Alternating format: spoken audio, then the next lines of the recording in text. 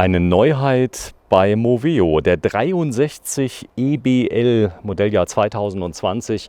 Und ich werde Ihnen heute mal ein Fahrzeug zeigen, was so viel Innenraum hat, dass manche Wohnmobilhersteller richtig neidisch werden. Und es ist sehr, sehr lang. Das heißt, auch lange Personen haben hinten im Bett richtig viel Platz. Und es hat einige Features, wie zum Beispiel hier eine kleine Sitzbank, die nicht im Weg ist, aber einfach hochgeklappt werden kann.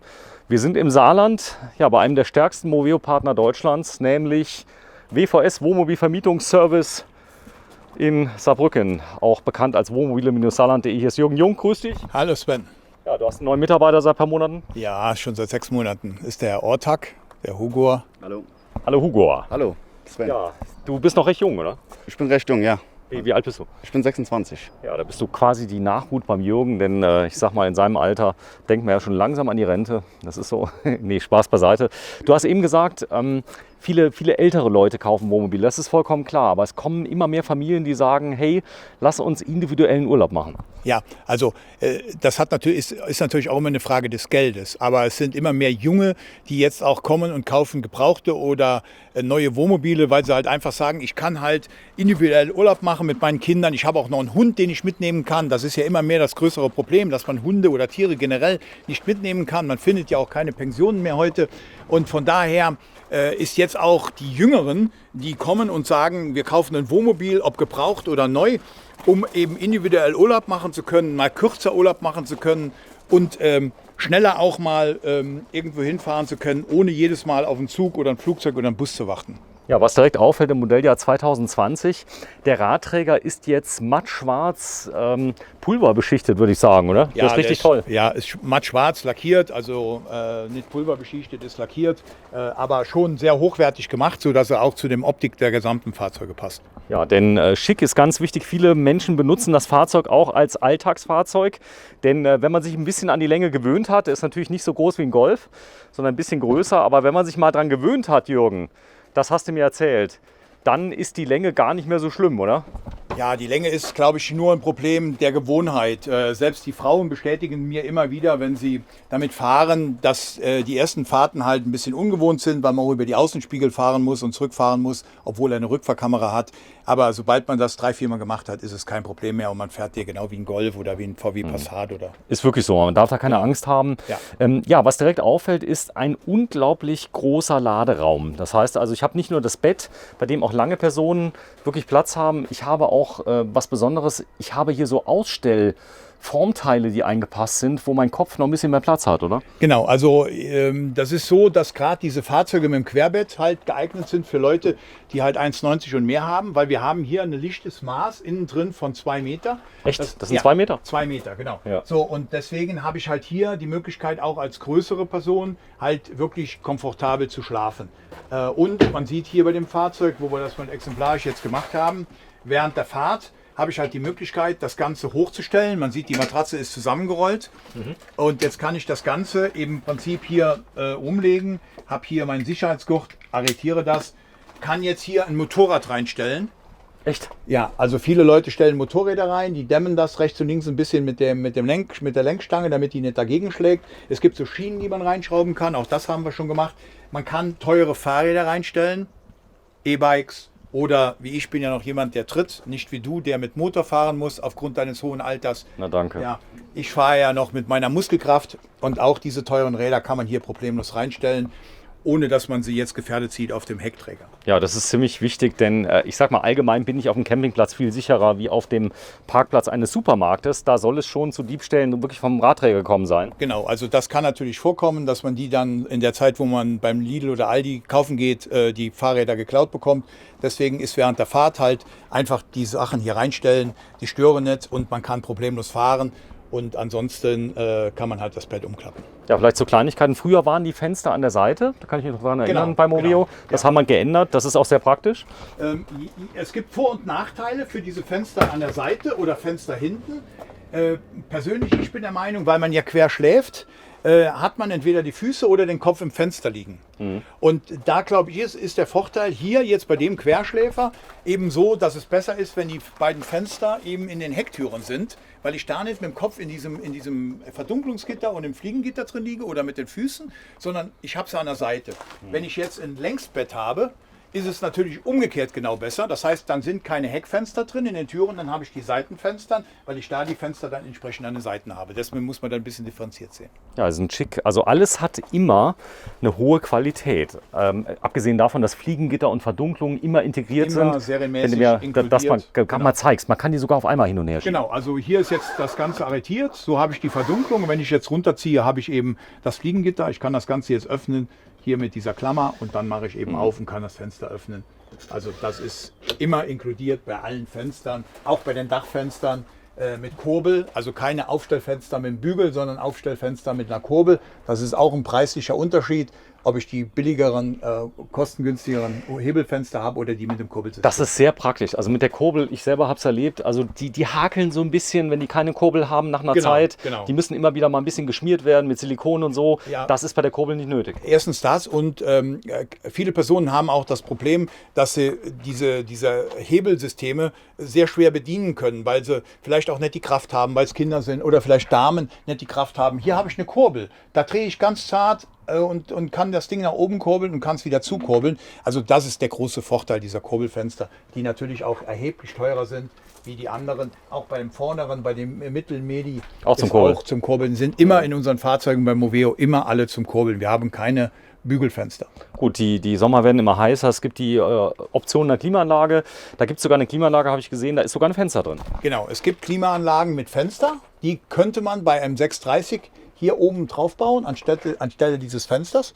Wir haben aber mittlerweile eine andere Version entwickelt, weil diese Klimaanlage mit dem Fenster erstens mal von den Kosten für den Kunden sehr teuer ist. Liegt bei fast 3.000 Euro, nur die Klimaanlage ohne Einbau. Und man muss einen sehr starken Eingriff ins Dach vornehmen. Wir bauen die Klimaanlage jetzt im Prinzip in den Zwischenraum ein, oberhalb der Küche, zwischen Tür und Küche, und nutzen sie gleichzeitig auch im Prinzip als Dunstabzugshaube. Ist das so eine Stauraum-Klimaanlage? oder? Nee, das ist eine Klimaanlage, die ins Dach reinkommt. Wir machen da ein richtiges Loch rein, weil die Klimaanlage zieht auch die Feuchtigkeit natürlich aus der Küche heraus, wenn man kocht, ja. den Dampf. Ich sage immer, das ist das Gleiche, wenn die Scheiben im Pkw beschlagen, macht man die Klimaanlage an und die Scheiben werden frei. Und die setzen wir genau da oben drüber. Die passt auch genau da rein in diesen Zwischenraum. Und so hat man dann hier hinten immer das Fenster weiterhin noch da, und die Klimaanlage sitzt auch von der Optik her mitten im Fahrzeug drin und nicht nur im hinteren Bereich. Toll. Ja, hier hinten habe ich einen Stauraum. Da sind die Gasflaschen. Da sind die Gasflaschen in dem Fall jetzt auch drin. Genau. So, das Ganze ist natürlich entkoppelt vom Raum, deswegen ist hier eine Dichtung drauf. Genau. Das ist Vorschrift. Das ist Vorschrift. Sobald die Tür innen ist, was sie jetzt in dem Fall ist, muss das Ding gasdicht abgesichert sein. So, und hier sieht man es auch. Hier passen zwei 11-Kilo-Flaschen 2 rein. mal 11 Kilo Flaschen. Man kann die umrüsten. Es gibt so ein System gegen kleinen Aufpreis. Ich weiß nicht, ob es hier schon drin ist. Da kann man beide Gasflaschen zeitgleich anschließen. Genau, das ist ein sogenannte Duo-Control. Hier ist eine Mono-Control drin, aber trotzdem mit Crash-Sensor. Heißt also, die Fahrzeuge können während der Fahrt mit Gas betrieben werden, also Kühlschrank wie auch Heizung. Da sieht man, das ist der Truma Mono-Control mit dem Crash-Sensor. Gut, da kann ich aber tauschen. Da gibt es sogar eine Fernanzeige mit App, die kann ich nachrüsten. Das alles kann man bei den alles Nachfragen. machen. Kann man machen und machen wir auch, wenn der Kunde das haben will, geht alles. So, was ist auf der rechten Seite? Das kleine Tür? Auf der rechten Seite ist ein kleiner Lagerplatz drin. Also da kann man Keile reinstellen, da kann man die Schläuche reintun oder den Schlauch, da kann man das Kabel reintun, das Verlängerungskabel. Und dahinter wäre der Tank mit der Wasserpumpe. So, Thema Beleuchtung, ganz wichtiges Thema, und USB, da gehen wir gleich mal drauf ein. Es hat viele Lampen mit drin und viele Schalter. Das ist wichtig, damit man an ganz vielen verschiedenen Stellen an- und ausmachen kann. Das Fahrzeug ist komplett mit LED-Technik in der Beleuchtung. Komplett. Es gibt keine Lampe, die normal herkömmlich ist. Alles LED-Technik. Und du siehst, du hast immer komplette Beleuchtung. Das sind zum Beispiel die Schalter für diese beiden Leuchten. Dann Ja. hast du hier oben USB-Stecker. Sehr praktisch, Ja. direkt am Schlafplatz. Dann hast du hier die beiden Leseleuchten, wo du mit dem Kopf liest, weil du was lesen möchtest. Du hast da den Schalter für die restliche Beleuchtung an- und auszumachen, also sprich die Leuchten, die in der Decke sind. Und du hast noch eine Steckdose unten drunter. Sehr schön, also daran hat man gedacht. Was ist da oben nochmal für ein Fach? Da Was kann ich da ist der Tank drin. Da sitzt der Tank drunter. haben? Okay, das ist der Frischwassertank. Frischwassertank, genau. Okay, Beheizt. Ist auch Genau. wichtig, damit er nicht einfrieren kann. Genau. Das Im heißt, das Winter- ist fast unmöglich hier. Genau, also nicht fast, das ist so. Es ist unmöglich. So, du hast an den Fahrzeugen hier noch nichts modifiziert. Das heißt, die sind so, wie sie jetzt ab Werk kommen. Genau, die Stand sind jetzt. so vom LKW runtergefallen, sage ich immer, und stehen hier, bis der Kunde jetzt kommt und es kauft, und dann machen wir die erst fertig. Gut, Da das ist weder heißt- eingestellt, da ist weder was nachgeschaut, weder in Betrieb genommen noch sonst was, sondern wir machen die individuell für jeden Kunden, wie er sie haben will. So, hier vorne sieht man den Landstromanschluss. Ist das Landstrom? Das ist Landstrom, genau. Hier Genau, kommt das der heißt- Strom rein. Wenn du das mal kurz erklärst, die haben 2 Aufbaubatterien mit drin. Das heißt insgesamt 3 Batterien im Fahrzeug. Genau, also es gibt 2 Batterien, wenn wir mal hier um die Seite gehen. Es gibt 2 Batterien für den Aufbau. Die sind bei den 2020er Modellen jetzt unter der Beifahrersitze montiert. Ja. Und das ist ausschließlich dafür da, um den Stromversorgung für den Aufbau sicherzustellen. Also alles das, was hier hinten drin stattfindet. Die Fahrerhausbatterie sitzt unter dem serienmäßig eingebauten Teppichboden, der auch dabei ist. Da, wo dieses weiße Schutzpapier im Moment liegt, da drunter ist ein Deckel und da sitzt die Starterbatterie drin. Okay, all das kriegt man ja erklärt. Und hier Genau. vorne habe ich die Aufbaubatterien. Da kann man sogar, wenn man möchte, sich entscheiden, Lithium-Ionen-Batterien reinzumachen. Das heißt, man kann es erstmal so starten mit den Batterien, die drin sind. Ist das möglich? Das heißt, eventuell ein neues Ladegerät, oder? Eventuell ein neues Ladegerät ist bei den Fahrzeugen nicht vorgesehen, weil die sind alle schon so ausgerichtet, dass auch Lithium-Batterien mitgeladen werden können. Das geht direkt. Geht direkt. Wir haben jetzt auf jeden Fall Gel-Batterien, also sogenannte AGM-Batterien drin und tauschen des Öfteren auch mittlerweile aus auf Lithium-Batterien im gleichen Bauschema, Baugröße, sodass man die 1:1 tauschen kann. Ist halt nur ein erheblicher Aufpreis im Moment noch, liegt bei 1.600 €. Ja, aber wenn man halt länger fährt, da ist ja die Solaranlage mit drin. Auf Tolle jeden Sache, Fall oder? besser. Tolle Sache. Genau, das heißt, man kann auch 100% nutzen. Ja, wir gehen gleich mal rein, aber ich würde gerne erst noch mal außen ein bisschen was erklären, dass man das sieht. Leichtmetallfelgen sind serienmäßig hier drin und ich habe also hier sehr praktisch, wir haben eben den Tank gesehen, das ist die Befülleinheit. Kann ich hier zu viel reinfüllen? Also in den Tank kann man hier nicht zu viel reinfüllen. Ich sage immer, es macht wenig Sinn, diesen Gardena-Anschluss hier drauf zu machen, weil dieser Gardena-Anschluss bedeutet ja, ich drücke hier Wasser rein und das Wasser staut sich ja gegen. Wenn dann der Druck zu hoch sein kann, weil der Wasserdruck insgesamt in der Wasserleitung im Schlauch zu hoch ist, können innen drin natürlich Schläuche runterfliegen. Ich mache es immer so, Deckel runter, Schlauch reinstecken, Wasser laufen lassen, wenn es hier rauskommt, ist der Tank voll. Super, sehr schön. Die Tipps und Tricks von Jürgen Jung. Mach mal zu, dann will ich mal gerade mal was zeigen, dass man das sieht. Genau. Ja, die Verdunklung. Wenn du einmal kurz zumachst, ich will nämlich eine Sache sagen, der Jürgen liebt die Verdunklung, die ist nämlich serienmäßig. Fliegengitter. Und Fliegengitter, meine Frau hat sie extra montieren lassen im Wohnwagen bei uns. Ja. Und schön ist diese Privacy-Verglasung. Das heißt, ich habe also hier wirklich meine Ruhe und ich kann von außen erstmal nicht reingucken. Ja, das stimmt. Also wenn man jetzt auch auf das Fenster schaut, sieht man oder man sieht eben nichts oder man sieht nicht, dass jemand hinten im Fahrzeug sitzen würde oder Fernseher schauen würde. Das Spiegel. Klar, wenn ich jetzt natürlich da so reinlunzen würde wie so kleine Kinder und reingucken, da könnte ich vielleicht was sehen, aber das macht ja keiner. Also es geht beim Vorbeigehen, bin ich jetzt erstmal geschützt. Und jetzt darfst du mal aufmachen, Jürgen. Ja, zu den Fenstern darf ich dann vielleicht noch was sagen, weil Ja. wir da mittlerweile auch eine weitere Technik haben, die ich auch schon des Öfteren in den Filmen gesagt habe. Wir rüsten mittlerweile sehr viele Fahrzeuge aus, ob teilintegrierten oder diesen Kastenwaren, indem wir dieses getönte Fenster trotzdem nochmal überkleben mit einer sogenannten Lochfolie. Die Lochfolie hat halt den Vorteil, dass sie erstens mal die Sonnenstrahlung noch mehr aus dem Fahrzeug weghält und diese Lochfolie, die man auch kennt von den Bussen, die es dann in der schwarzen Form gibt, verhindert, dass man wirklich nicht mehr nach innen schauen kann. Ich kann also mit der Nase mich wirklich an die Scheibe dran stellen und kann schauen, auch für die Diebe, die seh schauen nix. wollen, du siehst nichts mehr. Aber der innen drin sitzt, kann problemlos nach außen schauen. Das funktioniert so lange, bis man innen drin Licht anmacht. Deswegen, Großteil der Fahrzeuge rüsten wir mittlerweile damit aus. Da werden die Flächen alle beklebt mit dieser Folie, liegt bei 450 € und die Leute sind alle begeistert. Okay, das kann man nachrüsten. Ja. Vielleicht noch ein kleines Detail, die Markise ist eingebaut und hier habe ich direkt eine LED-Lampe mit drin, die Genau. kann ich von innen schalten. Das ist die Außenbeleuchtung, LED-Form. Ich habe ja gesagt, es gibt keine Lampe, die nicht LED ist. Und das ist die Außenbeleuchtung über die gesamte Türbreite, die von dem Schalter von innen auf der Seite hier betätigt wird. Ja, und da vorne ist es innen. Ja, ja, jetzt darfst du mal das Fliegengitter zumachen, Ja. denn das ist... Also bei den meisten Herstellern aufpreispflichtig, ist nie serienmäßig drin. Und das ist das Wichtigste am ganzen Fahrzeug. Stell dir vor, du stehst in Schweden oder Norwegen oder nur in Italien, irgendwo wo Gewässer ist. Abends, wenn das Licht angeht, kommen sie, die kleinen Freunde.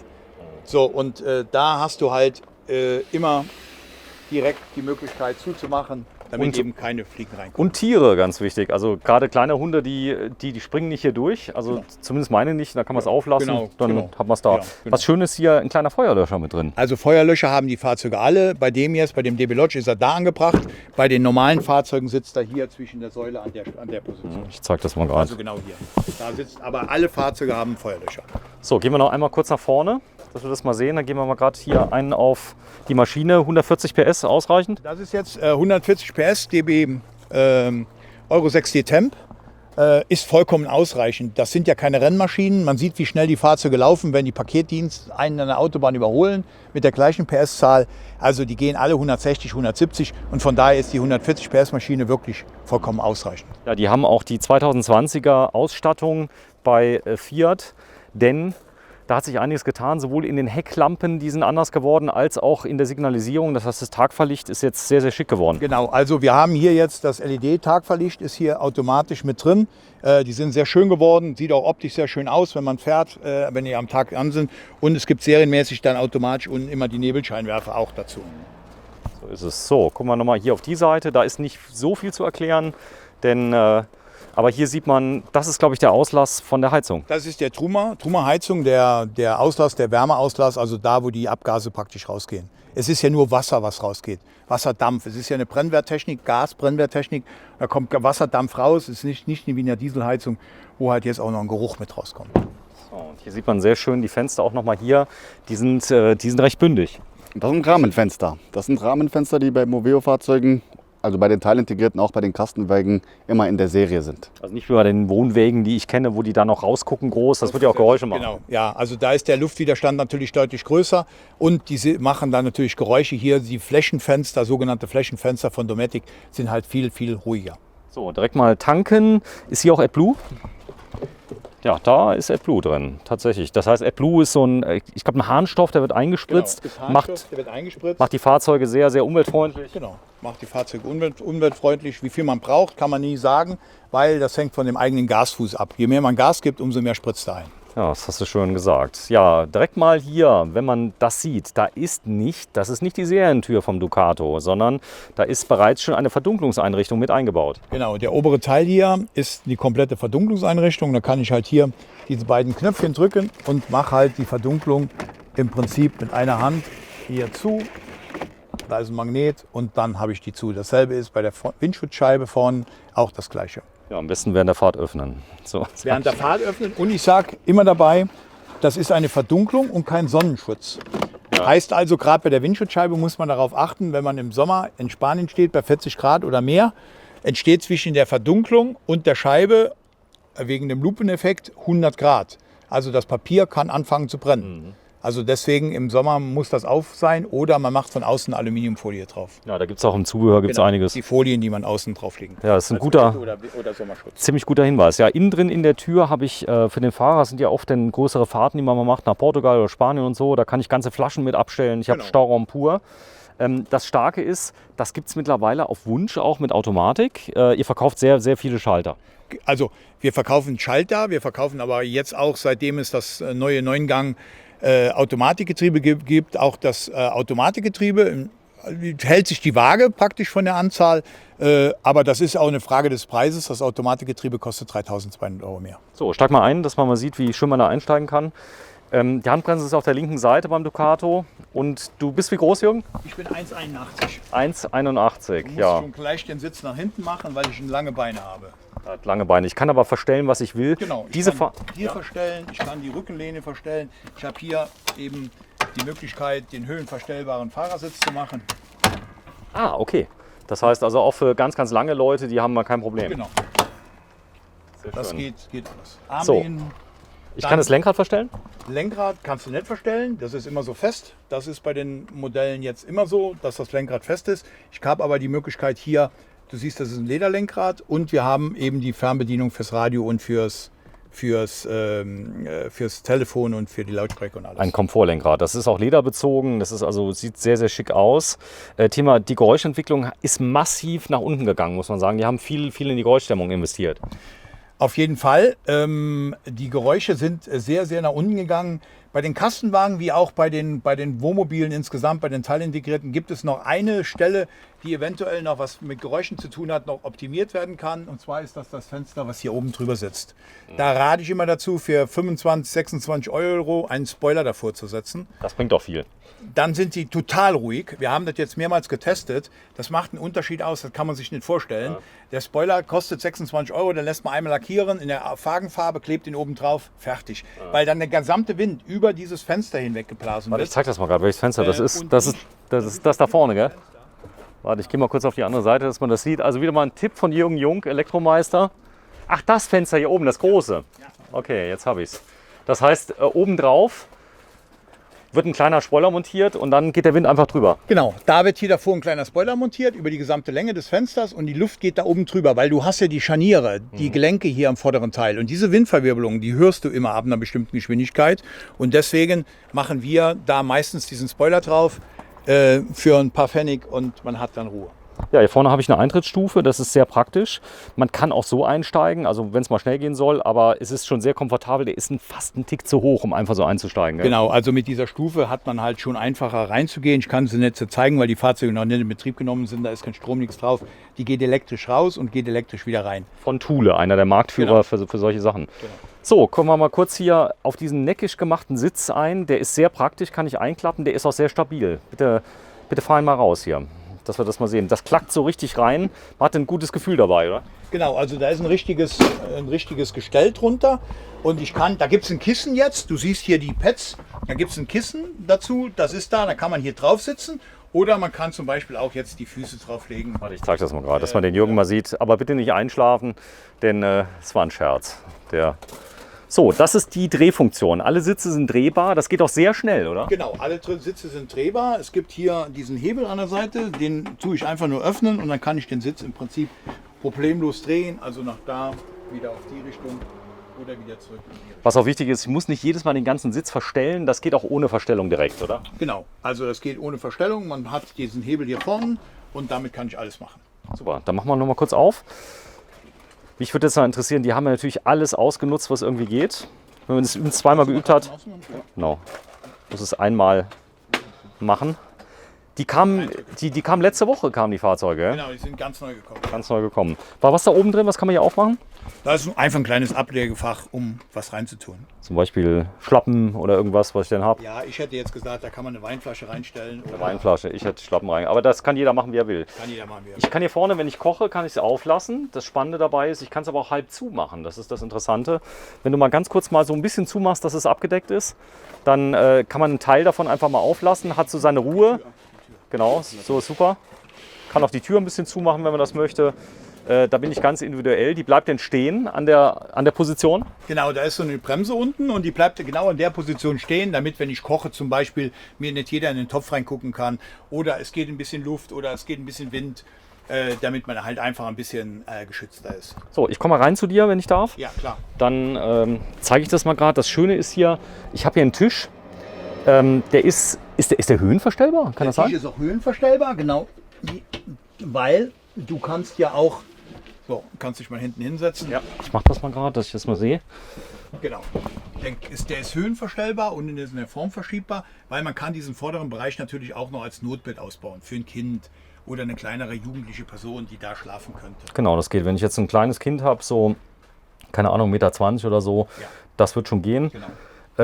Außerdem kann man den anderen Sitz ja drehen und da kann man da die Füße auch noch verlängern machen, wenn Genau. das Notbett da ist. Genau, dann könnte man die Füße auch noch da drauf legen. Wenn ich den jetzt hier rumdrehe, dann habe ich halt hier auch noch die Möglichkeit, die Füße da drauf zu legen. Genau, wenn du das einmal kurz mal zurück machst, dass man das mal komplett sieht, wie groß die Liegefläche dann ist und dann kann ich halt ein Kind da ablegen und dann hat man die Liegefläche hier. Ist natürlich nur eine Notfunktion, aber es gibt ja auch Familien, die sagen, hey, langt erstmal, ich habe nur ein Kind.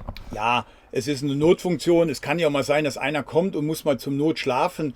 Dann hat man Oder immer das eine Enkelchen kommt mal Möglichkeit. mit. Das Enkelchen kommt mal mit, dann hat man immer eine Möglichkeit, irgendwas zu machen. Du siehst, diesen Tisch kann ich eben in allen Richtungen verschieben und verstellen, so wie ich ihn brauche. Also das wäre jetzt so eine ideale Gruppe, wo wir dann mit 3 Mann Skat spielen könnten. Ich immer gewinne oder ihr mich gewinnen lasst. Ja, wichtiges Thema ist ja in der heutigen Zeit, Information ist alles. Eine Sattanlage, eine vollautomatische Sattanlage ist dabei. Das heißt, ich drücke auf den Knopf, dann geht die. Genau, die vollautomatische Sattanlage mit dem TV mit integriertem Receiver ist dabei. Die Satzsteuerung sitzt in diesem Schrank hier drin. Also du siehst sie da, das ist die Satzsteuerung. Ich habe 2 Knöpfe, man kann nichts verkehrt machen. Einen Knopf zum Ausfahren, einen Knopf zum Einfahren, alles andere geht wie zu Hause. Hier ist nichts montiert, man kriegt eine Einweisung. Es ist wirklich einfach. Kann ich denn, wenn ich losfahre, ich vergesse die Schüssel einzufahren, die fährt automatisch wieder rein, sobald ich die Zündung mache? Genau, die Fahrzeuge sind mit dem sogenannten D+ ausgestattet. Bei der Satellitenanlage ist es so, dass die automatisch einfährt, sobald ich den Schlüssel in die Zündung reinstecke. Bei der Einstiegsstufe ist es so, dass eine Sirene unter dem Beifahrersitz montiert ist, die fürchterlich anfängt zu brüllen. Ja, prima. So, ich zeige es nochmal gerade mal von der Gesamtsituation. Spannendes Fahrzeug, Jürgen. Also das hier ist ein tolles Konzept für Leute, sage ich mal, bis zu 4 Personen. Ja, also ich sag mal im Regelfall 2 bis 3 Personen. Man kann auch mal 4 Personen, also 2 Kinder, Kleinkinder und eine junge Familie auf jeden Fall. Das haben wir schon öfters. Super, ja, was Tolles. Sieht so ein bisschen aus wie ein Flugzeug. Genau, also die Verkleidung ist toll, oder? Ja, genau. Das ist ein zusätzlicher Lärmschutz, gerade auf der Fahrerseite.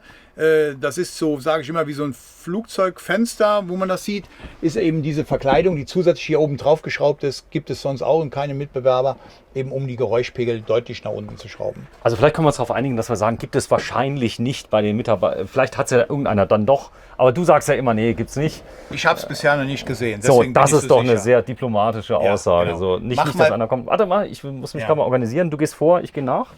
Sonst hättest du können. Einfach die Tür aufmachen. Guck mal. Beide Hände voll. Ah ja, das ist eine Schiebetür. Das ist eine Schiebetür.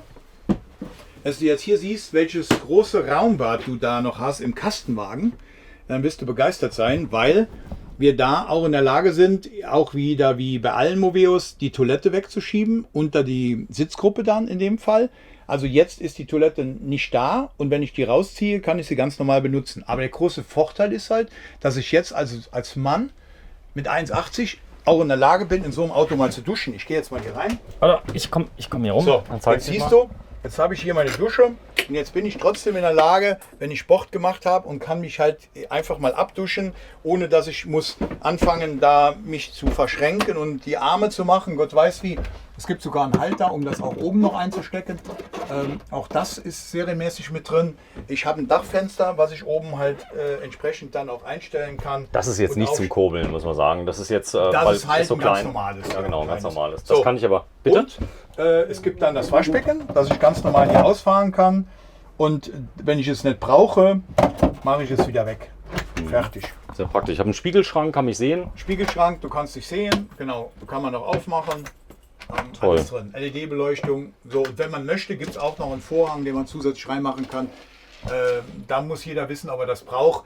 Es ist Kunststoff im Innenbereich. Alles nichts passieren. Kunststoff, es kann nichts passieren. Oh, super. Ja, zeig mal kurz unten die Füße, dass man das mal sieht, denn da ist ein Rost drunter. Das ist ein Rost drunter, dass man so, wie man jetzt drin steht, eben entsprechend Auch nichts kaputt macht. nichts kaputt macht. Genau. Ja, so, dann kann ich es abschließen. Das ist ganz praktisch, denn ich kann auch, wenn ich mal mein Geschäftchen mache, will man eine Ruhe haben, gibt ja so Leute. Mach die Tür zu, ist sie zu.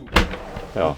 Die macht auch richtig satt Klack, oder? Genau, also du siehst, hier ist ein richtiges massives Schloss drin, was hier in diesen Zapfenhalter eben eingreift auf der Seite und das ist eben das, was richtig schließt.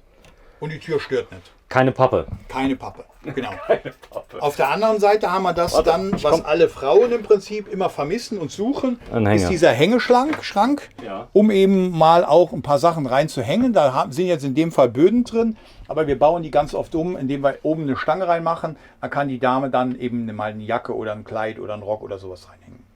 Ja, sehr, sehr praktisch. Gerade im Winter, muss man sagen, wenn man also zum Beispiel auch schwere Sachen dabei hat. Wo du gerade da bist, Thema Kühlschrank.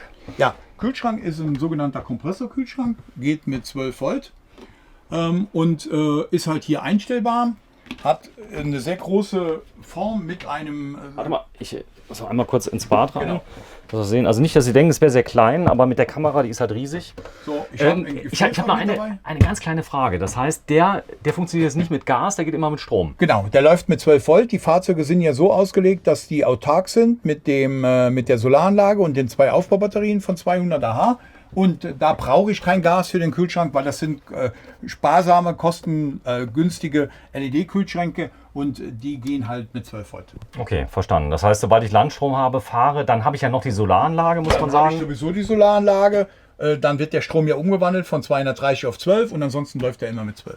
Super, okay. Also ich sehe es gerade hier oben. Jürgen, hier oben ist übrigens auch der Vorhang, dass man das mal sieht. Hier sieht man wo ich direkt, eben da sind gesagt die, habe. wo du eben gesagt hast. Die Häkchen. Genau. Ist er dabei, der Vorhang? Der Vorhang ist dabei. Vorhang ist dabei, okay. Genau. So, ich zeige mal ganz kurz, dass wir nicht alles vergessen. Was da unten drunter? Ja, Da das können wir ist das auch noch ein verbinden? Schrank, den man umbauen kann als Hängeschrank oder als Liegeschrank, auch mit mehr Regalböden, wie in jedem Schrank zu Hause. Das sind immer so individuelle Sachen, dass jeder Käufer, Kunde sagt, wie er das haben möchte. Das ist das Bett hier. Sag nochmal gerade den Typ von dem Fahrzeug. Das ist ein 630 DBL. Ein DBL, ja, denn der hat eine richtige Lounge-Gruppe mit drin. Ja, kommen wir noch mal kurz aufs Bett. Da haben die nicht an Kosten und Mühen gespart. Hier vorne, wo das Lattenrost nicht ist, da ist der Kopf. So, und ansonsten habe ich ein richtiges Lattenrost drunter. Genau, ich habe also ein richtiges Lattenrost drunter, wie zu Hause im Bett, so dass der Liegekomfort auch möglichst hoch ist. Die Matratzen sind auch sehr gut. Das sind Bultex-Matratzen. Das ist eine H3-Matratze, also für die Leute geeignet, die zwischen 60 und 100 Kilo wiegen. So, ich habe Schränke hier oben drüber, da kann ich noch kleine Sachen verstauen. Wir haben es eben schon mal kurz gezeigt. Ich habe eine Leselampe mit dabei. Ich kann natürlich auch auf die andere Seite gehen, wenn ich das möchte. So, das ist möglich. Aber es ist so gemacht, dass der Kopf hier auf der linken Seite ist dann. Genau. Von hier aus gesehen. Genau, von hier aus auf der linken Seite, da wo die Leseleuchten sind. So, warte, ich drehe einmal ganz kurz, dann komme ich zu dir. Denn ich bin ziemlich begeistert, muss ich sagen. Also sehr viel Raum. Auf der linken Seite habe ich noch einen Schrank. Guck mal hier, Jürgen. Was ist das? Ja, das ist auch noch ein kleiner Schrank. Da wollte ich eben schon aufmachen. Da kann man auch jetzt Sachen reinhängen. Da siehst du, da ist oben die Stange schon drin.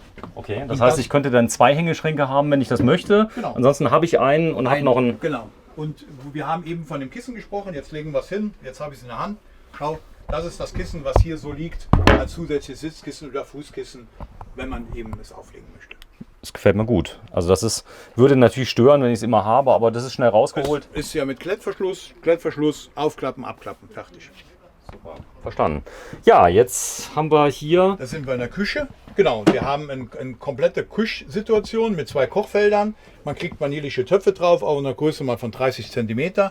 Ich habe ein Waschbecken mit warm und kalt, Einhebelmischer und entsprechend dann eben große Schubladen, wo ich eben Teller, Tassen Töpfe und die Töpfe und die ganzen Sachen einziehen kann, reinlegen kann. Alles selbstentziehend. Also auch das ist da mit Serienmesh mit drin. Die gehen jetzt sehr wahrscheinlich alle noch nicht ein, weil es nichts eingestellt ist. Ja, und sie sind nicht beladen. Man muss sagen, sie öffnen sich viel besser, wenn da was drin ist. Genau. Aber wie gesagt, wir machen an den Fahrzeugen ja nichts, bis es verkauft ist, weil vorher macht das keinen Sinn.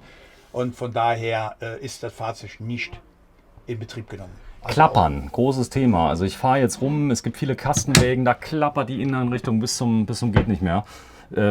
Das hat sich stark verbessert, muss man sagen. Moveo hat da unglaublich investiert. Genau. Es klappert fast nichts mehr. Ne? Also die Schranktüren, die ja meistens dazu neigen, dass sie irgendwann klappern. Du siehst, was ich jetzt hier mache. Warte, ich hole mal kurz mal in mein Mikro. Ich bewege das, da klappert nichts mehr, weil durch diese neue Schrankform mit den ingelegten Türen ist dieses Klappern im Prinzip vorbei. Klappern tun die meistens dann, wenn sie oben aufsitzen. Nervt unglaublich, muss ich sagen. Also ist hier stark verbessert. Ja. Überhaupt ist alles mit sehr viel Liebe gemacht. Also wenn ich jetzt hier mal sehe, allein hier außen, hier die Kanten, die sind aus so einem Alumaterial. Das ist Alumaterial, Vinylboden, 100%ig wasserbeständig. Der Teppich ist serienmäßig mit drin. Absenkbarer Tisch, hier haben wir USB-Steckdosen mit drin. Also alles das, was man braucht, ist im Prinzip in dem Fahrzeug schon mit drin.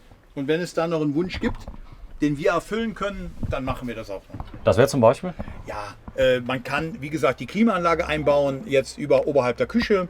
Man kann noch einen Inverter reinmachen mit 2000 Watt. Ein Inverter heißt, ich kann 230 Volt Geräte direkt nutzen? Direkt nutzen während der Fahrt. Man kann Kaffee kochen während der Fahrt. Alle die Sachen bauen wir noch ein, wenn es sein muss. Oder noch eine zweite Steckdose dabei, eine dritte, eine vierte, wenn man die gern haben möchte. Super. Also das sind die Anschaltgurte, die ich dabei habe.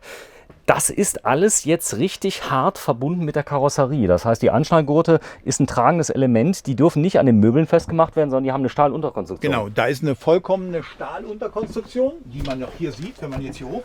Das ist sicher. Da siehst du diese Stahlrahmen, der am Unterboden, am Chassis verschraubt ist und der hochgeht bis hier oben hin. Da siehst du, da ist eine komplette Platte. Also das ist richtig massiv, da ist nichts am Holz festgeschraubt, das ist verboten. So, genau, das wollte ich noch mal kurz zeigen. Ja, ganz wichtig, viele werden ja das Fahrzeug dann sehen, wenn sie fahren. Das heißt, das Fahren ist ganz wichtig. Ich habe sehr, sehr viel Aussicht während der Fahrt, denn ich sage mal so, beim Campen ist ja so die Fahrt schon der Beginn der Reise. Der Beginn der Reise, genau. Wenn du mal kurz dort Platz nimmst, dass wir das mal gerade erklären. Einmal, Jürgen, ich mache dir mal Platz. Prima. So, und einmal kurz drehst. Multimedia. Das ist jetzt ein System, das habe ich gesehen auf der letzten Messe, haben jetzt immer mehr. Das heißt, alles ist ein Bildschirm, rahmenlos. Genau, also ein kompletter 8 Zoll Bildschirm. Da ist jetzt Radio drin, da ist Freisprecheinrichtung drin, da ist Fernsehen drin, da kann man Videos ablaufen lassen. Da ist alles drin bis hin zur Rückfahrkamera. Alles das, was man braucht, auf dieser Größe, rahmenlos, alles mit Touchscreen und im Navigationssystem. Kommen wir noch mal kurz auf das Thema Service. Der Fiat Ducato kann serviert werden bei jeder Fiat-Werkstatt deutschlandweit. Muss ich nicht zu dir kommen? Nein, also wenn man so ein Fahrzeug kauft, dann kann man damit, falls mal was dran wäre, zu jeder Fiat-Werkstatt fahren, Deutschland, europaweit und lässt da den Mangel beheben. Und man braucht oder Service. Oder Service beheben, ja. Genau. Man braucht nicht zu uns zu kommen, wenn mal am Aufbau was dran ist, was wir bisher nicht kennen. Wir kennen keine Reparaturen oder Reklamationen an Aufbauten. Was meistens passiert, dann sind es Bedienungsfehler, was die Heizung angeht oder die Elektrik angeht. Da haben wir jetzt daraus gelernt aus dem letzten Jahr, bei den ganz verkauften Fahrzeugen, die wir hatten, fast 100, und weisen da jetzt in einer speziellen Einweisung auch ganz speziell auf die 3 Fehler, die man im Bedienungsbereich machen kann, hin. Und deswegen sage ich auch immer, wer das Fahrzeug bei uns abholt, das wird keine Schnellaktion, sondern die Familie muss sich mit 3 Stunden bei uns einplanen, die allein die Einweisung für das Fahrzeug dauert. Ja, klingt am Anfang sehr, sehr schwierig. Also man sollte sich auch eine Checkliste vom Fahren machen, das mache ich immer. Denn man muss gucken, sind alle Klappen zu, ist alles eingeklappt. Denn was oft passiert ist, man vergisst irgendwas zuzumachen oder irgendwas, sondern das lernt man mit der Zeit. Genau das. Wir raten auch mittlerweile dazu und alle Mitarbeiter stimmen dem auch zu, die die Einweisung machen, dass einer zumindest soll mit dem Handy das Ganze einmal mitfilmen bei der Einweisung. Dann hat man die gesamte Einweisung nochmal im Handy drauf und man kann immer nochmal nachschauen, wie hat er das gezeigt, wie hat er das gemacht, was hat er dazu gesagt. Das ist immer eine bessere Dokumentation, wie selbst was aufzuschreiben, wo man den Zettel vielleicht übermorgen nicht mehr findet. Das Handy findet man meistens. Ja, denn das Problem ist, wenn man das Fahrzeug gekauft hat, ihr steht dem Kunden ja für den Kundendienst danach nicht mehr zur Verfügung. Das heißt, anrufen ist verboten. Man darf sich auch nicht mehr melden. Nee, Spaß beiseite. Ihr seid natürlich komplett. Das sind Aussagen, die es bei uns nicht gibt. Also wir stehen weiterhin natürlich dem Kunden in Rat und Tat zur Verfügung. Habe ich gehört, soll es Händler geben, wo das so ist. Es ist nur so, dass wir keinerlei Reklamationen für das Fahrzeug haben, mit den Fahrzeugen haben, ob Kastenwaren oder teilintegriert. Deswegen melden sich die Kunden bei uns meistens nur dann, wenn sie zur Inspektion kommen möchten oder wenn sie was erweitert haben möchten oder wenn es ein Problem mit der Bedienbarkeit gibt, wo sie einfach Erfahrungen wollen haben. So, jetzt gibt es eine Fahrzeugelektronik, darauf sind wir noch nicht eingegangen. Ich zeige mal ganz kurz nochmal den Flammenkocher und natürlich die Spüle, die mit drin ist. Der Wassertank ist wie groß? 100 Liter. 100 Liter. Abwasser fließt natürlich ungeklärt in die Mosel, oder? Ja, fließt ungeklärt in den Abwassertank und von da aus ungeklärt in den Gully rein. Also das heißt, es gibt einen Abwassertank, Genau. der hat wie viel? Der hat 110 Liter. Gut. Ansonsten das Klo ist ein Kassettenklo. Ist eine Kassettentoilette, die fasst 17 Liter und die muss man dann je nach Bedarf entsprechend leeren. Genau, es gibt Leute, die gehen gar nicht aufs Klo, aber das kann man ruhig machen, kann man halten wie Nachtdecker. Genau. Während der Fahrt schon ganz praktisch. Also Genau. das heißt, ich kann mal kurz anhalten, habe immer mein eigenes Klo dabei. Vor allen Dingen hygienisch in der heutigen Zeit. Ja, absolut. Die Toiletten auf den Raststätten weiß man ja mittlerweile, wie hygienisch die teilweise sind. So, jetzt mal eine dumme Frage. Hier ist so ein kleiner Sensor drin. Was kann der denn, der Sensor? Der Sensor kann gar nichts. Der macht nur Folgendes: Sobald ich das Fenster öffne, macht er die Heizung aus. Das ist eine Energiesparmaßnahme. Echt? Ja.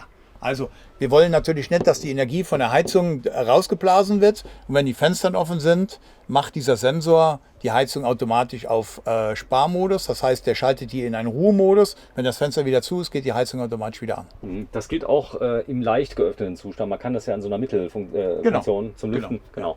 So, jetzt habe ich hier vorne die Bordelektronik. Darauf wollten wir mal kurz eingehen. Denn ich habe 2 Bedienelemente. Alles ist sehr, sehr stark vereinfacht worden. Denn ich habe so ein kleines Tablet. Genau, das Tablet, das große Tablet, ist das Bedientablet für die Fahrzeugelektronik und Technik. Da kann ich sehen die Batteriezustände, die Wasserzustände der Tanks. Ich sehe, welchen Strom woher kommt. Ich sehe, wie viel geladen wird, wie viel rausgeholt wird aus den Batterien. Und ich habe eben Sicherungen da drin. Also sprich eine Sicherung für Beleuchtung, Sicherung für Pumpe und Sicherung für AUX. Und das ist schon alles. Das war's. Also es ist wirklich einfach zu bedienen. Ganz einfach, man braucht auch keine Bedienanleitung, es geht alles von selbst, indem man schaut. Das linke Panel ist das CP Plus der Heizung. Darüber schalte ich die Heizung eben an und aus, die Wasserversorgung an und aus und ich sehe halt Temperatur und kann Temperatur einstellen. So, super. Wenn du mal kurz hier oben aufkurbelst, dass man mal sieht, wie einfach das geht. Denn wenn es mal richtig schön heiß ist, will man ja luftig haben und trotzdem zu. Und das Schöne ist, dieses Fenster ist so gebaut, dass man es leicht auflassen kann und da kann es auch regnen. Das Genau. ist, Also es kann nicht reinregnen, auch im Wintermonaten, wenn man irgendwo steht, damit die Feuchtigkeit abziehen kann, lässt man das einfach so 2, 3 Kurbeln auf und dann kann die Feuchtigkeit ab und ich kann halt aufmachen, um halt viel Luft einzulassen. genau, wenn du mal gerade so lieb bist, dass mal ganz öffnest und mal aufmachst, da ist nämlich auch ein Fliegengitter drauf, dann können wir mal aufs Dach gucken, denn da ist tatsächlich eine Solaranlage drin. Genau. Das ist auch nicht üblich, sage ich mal. Viele Kastenwagen haben keine Solaranlage. Keine Solaranlage, genau. So, warte mal, ich halte mal hoch, dass man das mal sieht. Ich hoffe, ich kann mal gucken, was man hier sieht. Da sieht man, Die Solaranlage und die Sattanlage. das ist die Sattanlage auf der linken Seite und da ist die Solaranlage wieder. Unter dir. Runter, muss runtergehen. Da, nee, da, Wo? da. Da drunter ist Da sie. drunter. Ich kann es nicht sehen, aber ich denke mal, das ist so. So, und das ist das Dach. Da muss ich ja normalerweise nie drauf. Sag mal, wenn ich jetzt so ein Fahrzeug habe und ich will es mal waschen lassen, gibt's da spezielle Waschplätze oder mache ich das von Hand? Ja, also von Hand immer waschen lassen, auf jeden Fall nie mit dem Hochdruckreiniger. Es gibt spezielle Waschplätze mit der Bürste zum Reinigen, mit so Stangenbürsten. Oder wenn die Leute in der Nähe hier von uns wohnen, bringen die Fahrzeuge zu uns. Wir machen auch komplette Fahrzeugpflege innen und außen. Das geht auch. Also ich kann es auch zum Fachmann bringen lassen, die Handwäsche machen, die können das machen. Ansonsten muss ich auch noch ein bisschen was zu tun haben. Ja, last but not least, die Schränke. Wenn du mir da nochmal 1, 2, 3 Stück öffnest, zum Beispiel hier über dem Fahrerhaus gibt es ein kleines Fach. Genau, da gibt es ein kleines Fach. Da kann man jetzt Sachen reintun. Da liegt jetzt die Papiermappe drin. Da gibt es auch eine optionale Neuigkeit seit der Messe in Stuttgart. Man kann auch den Skyroof haben. Da fehlt dieses Teil hier komplett. Ja. Und ich habe hier etwas mehr Höhe und habe halt über dem Fahrerhaus ein komplettes Fenster. Wenn ich das will. So, und hier öffnen? Und hier sind dann die Schränke ganz normal für Sachen reinzulegen oder reinzustellen. Super, klasse. Ja, Jürgen, dann gehen wir mal raus, machen eine Abmoderation. Der Kollege hat schon wieder neue Kunden. Genau. Zu der. So, zugemacht. Ich gehe schon mal raus. Ja. Mal kurz mal gucken. Heizung ist übrigens über Luft. Ich zeige mal gerade hier die Ausströmer, die kann man sich einstellen. Da sind aber noch einige Serviceklappen mit dabei, die ganz praktisch sind hier vorne direkt unter der Sitzbank. Wo kommen wir da ran? Da ist eine Serviceklappe, da ist für Schuhe oder so reinzustellen. Da kann man halt auch einfach noch was ablagern.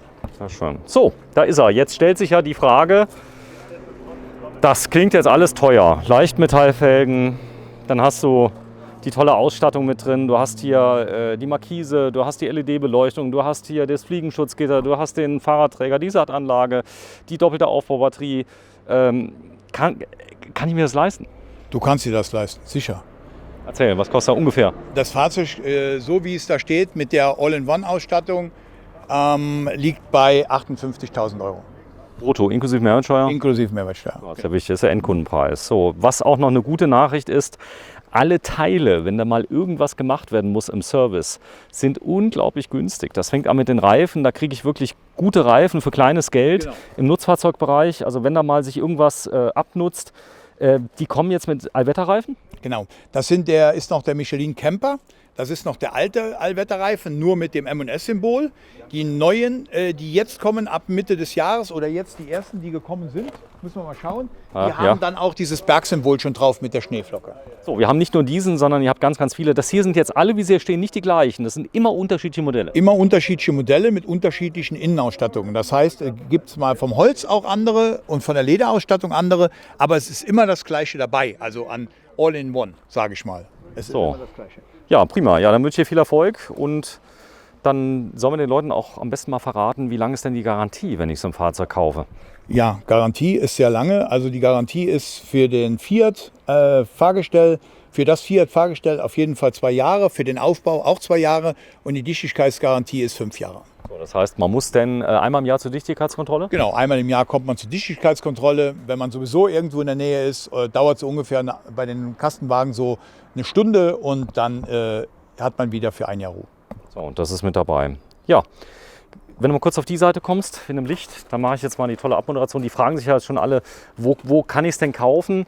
Viele Leute bestellen das online, muss ich sagen. Also die sehen ja die Videos, da haben wir alles erklärt mit allem drum und dran. Die sagen, das ist mein Auto. Kann ich das Auto kaufen, anbezahlen und später abholen, ohne dass ich es hier Probe gefahren habe?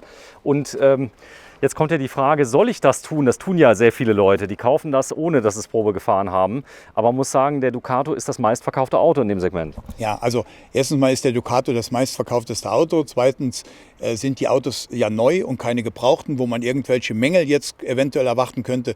Und das Kuriose ist halt, dass wir im ganzen letzten Jahr die meisten Fahrzeuge, die wir verkauft haben, ob Kastenwagen oder Teilintegrierten, ohnehin verkauft haben über die Filme, die wir beide gedreht haben. Das heißt, die Leute haben die irgendwo aus Deutschland oder Europa bestellt aufgrund der Filme, haben mit mir das Ganze über YouTube bzw. über WhatsApp-Filme abgehandelt bis hin zum Kaufvertrag und sind dann gekommen mit dem Zug oder mit dem Flugzeug und haben dann die Fahrzeuge hier abgenommen, sprich eine Einweisung bekommen, wie eben schon gesagt, 3 Stunden muss man rechnen und sind dann mit ihrem eigenen Wohnmobil nach Hause gefahren. Und warum sage ich das Komische? Weil gerade in der heutigen Zeit, jetzt mit unserem Coronavirus, wo wir nicht wissen, wie es morgen auch mit Besuchern und so weitergeht und man kontaktlose Geschäfte machen sollte, ohne da sich von dem einen oder anderen anstecken zu lassen, beziehungsweise auch selbst angesteckt zu werden,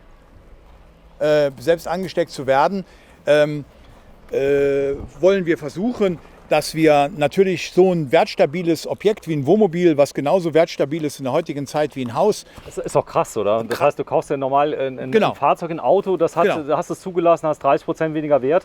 Beim Wohnmobil ist genau anders. Beim Wohnmobil ist genau anders. Wollen wir versuchen, halt das Ganze auch jetzt weiterhin halt in einer sehr attraktiven Form anzubieten, ohne dass der Kunde dann Angst haben muss, dass er irgendwie angesteckt wird. So, super. Ja. Wohnmobile-saarland.de, das ist die Adresse. Wohnmobilvermietung Saarland bzw. wohnmobile-saarland.de. Einfach googeln und ansonsten kann man auch anrufen. Du bist persönlich erreichbar. Genau. Man kann auch Beratung erst am Telefon machen. Genau. Im Moment habt ihr geschlossen, muss man sagen. Der Verkauf ist zu und nur die Werkstatt ist offen? Genau, nur die Werkstatt ist offen und wir versuchen so weit wie möglich alles über Mails und über YouTube-Videos oder über WhatsApp-Videos halt abzuhandeln. Gut, normalerweise ist es nämlich geöffnet. Wir drehen nämlich heute, ich zeige es mal gerade, am 20. März 2020, Corona-Zeit ist nämlich. Genau. Ich hoffe, dass das Video, wenn es die Leute mal vielleicht in einem Jahr sehen, dass es nur noch so ein böser Nachgeschmack ist. Genau. So, vielen Dank, Jürgen, und vielen Dank, Rogur. Ja, danke euch beiden. Und wenn Sie Lust haben, da hinten steht ein Vertreter der Kastenwagen. Tschüss.